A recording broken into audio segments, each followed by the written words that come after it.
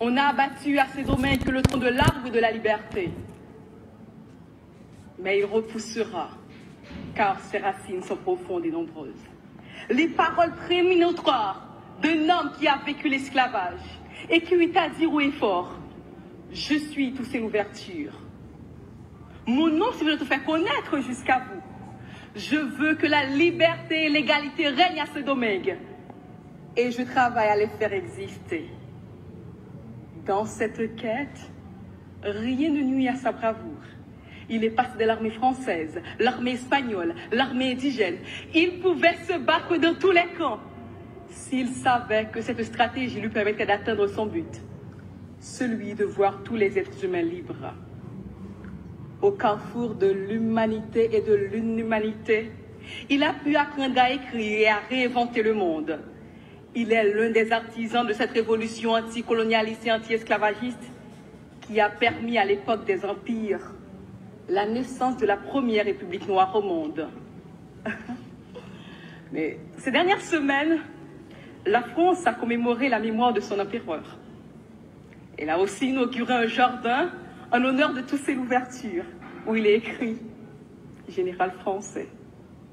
Mais a-t-elle suffisamment rappelé sous les ordres de qui Toussaint Louverture a été arrêté, déporté en France, qu'il a été enfermé dans les geôles glaciales du Fortejou? Sait-on assez que c'est ainsi qu'est mort celui qui pour tout un peuple représentait l'histoire? Mes compatriotes haïtiens auraient aimé entendre dire que Toussaint leur appartient, tout comme la France clame qu'il est son citoyen. Mais retenez, mesdames, messieurs, vouloir l'attacher à une nationalité, l'enfermer dans une citoyenneté, c'est trop réducteur, beaucoup trop réducteur. C'est priver l'humanité entière de l'une de ses plus belles incarnations. Car l'homme en question est sans limite, sans bornes et sans frontières. Je vous parle d'un homme qui lutta pour rendre possible l'impossible, qui a fait plus que décrocher la lune.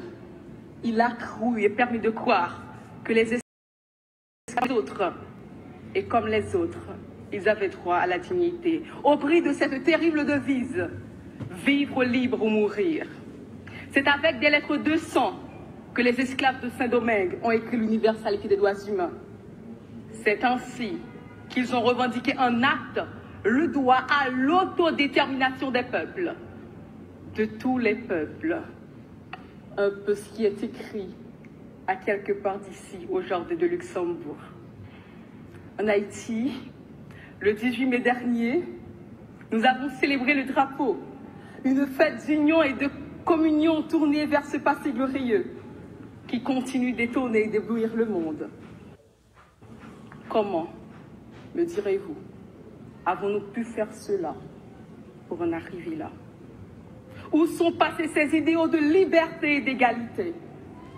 Vous me direz sans doute qu'ont fait, que font ces pays amis auprès de qui les Haïtiens ont payé si chèrement leur liberté.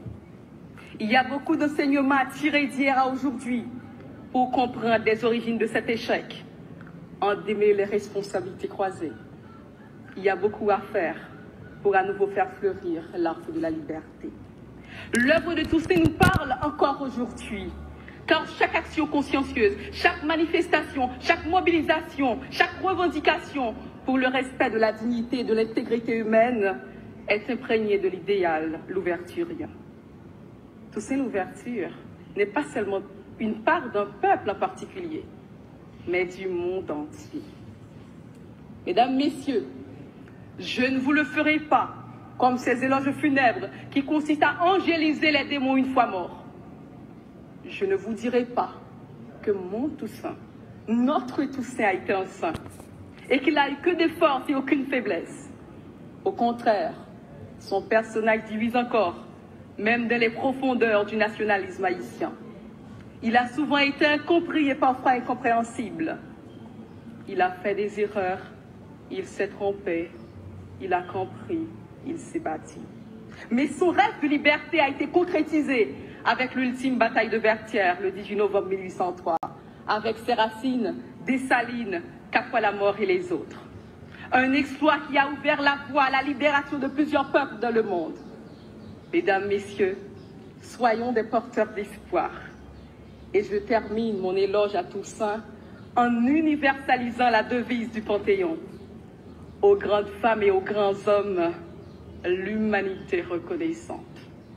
Je vous remercie.